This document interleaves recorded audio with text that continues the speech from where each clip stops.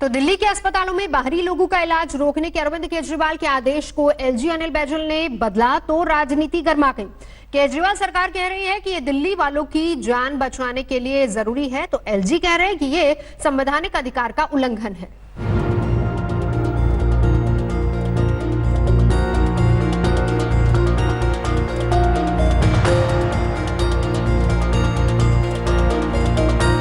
Delhi corona के खौफ से हाहाकार कर रही है। दिल्ली के सीएम अपने अपने अस्पताल का राग अलाप रही हैं। कि कोरोना तक, जब तक कोरोना है दिल्ली में, तब तक दिल्ली के अस्पताल केवल दिल्ली वालों के लिए रिजर्व होने चाहिए। तो दिल्ली के एलजी सीएम का फैसला पलट रही हैं।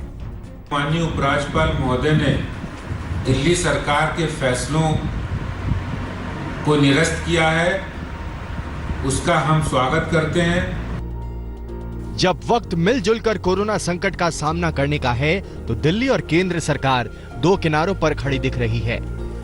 दिल्ली वालों को हिम्मत और हौसला देने की बजाय इस सवाल से जूझने में लगी हैं कि राजधानी के अस्पताल में किसे दाखिला दिया जाए और किसे दूर से ही विदा कर दिया जाए। इस झगड़े के बीच की बुआई दिल्ली सरकार के इस फैसले से हुई।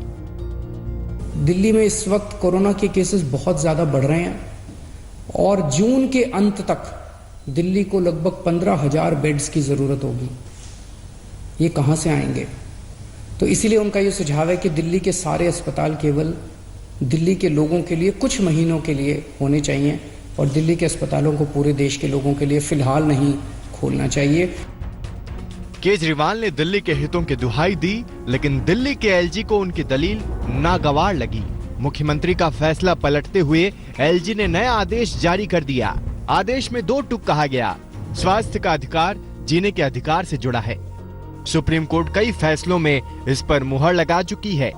दिल्ली हाईकोर्ट भी बाहरी लोगों को इलाज से रोकने के खिलाफ है। दिल्ली में भेदभाव किए बिना सबका इलाज होगा।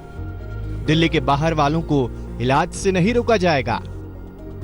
अरविंद केजरीवाल को एलजी का ये आदेश मानना पड़ा। हाँ, आदेश मानते हुए भी वो इशारों में काफी कुछ कह गए। एलजी साहब के आदेश ने दिल्ली के लोगों के लिए बहुत बड़ी समस्या और चुनौती पैदा कर दी है।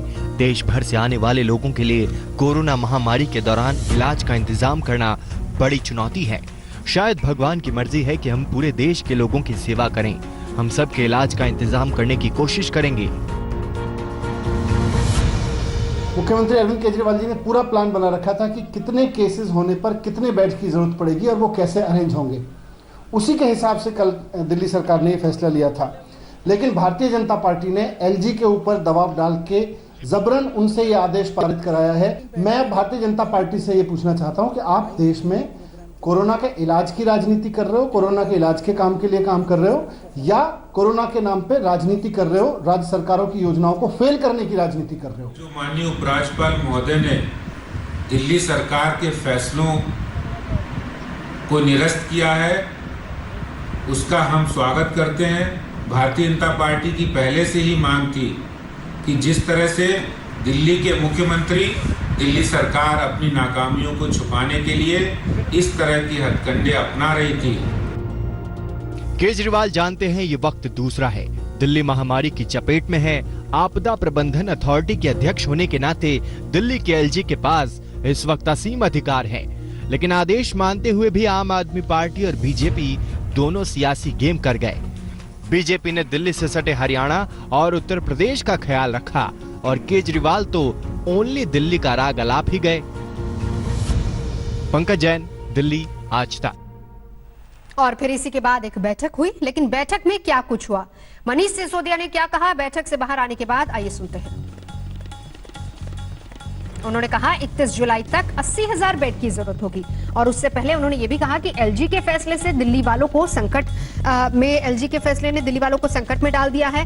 उन्होंने ये भी बताया कि जिस तरीके से बैठक की शुरुआत जब हुई और मनीष सिसोदिया ने पूछा कि आपने क्या कुछ प्लान बनाया, क्योंकि लगातार दिल्ली में मामले बढ़ते जा रहे हैं। उन्होंने इसका एक डेटा भी दिया जिसमें उन्होंने कहा कि 15 जून तक 44,000 तक मामले पहुंच जाएंगे।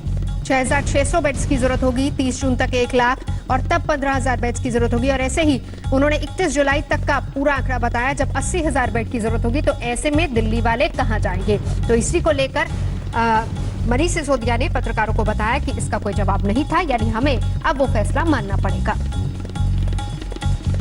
नमस्कार, मैं हूं अंजना ओम कश्यप। हमें उम्मीद है ये वीडियो आपको पसंद आया होगा। लेटेस्ट खबरों के लिए यूं ही देखते रहिए आज तक, और इस वीडियो के पसंद आने पर लाइक, शेयर एंड सब्सक्राइब करना ना भूलें।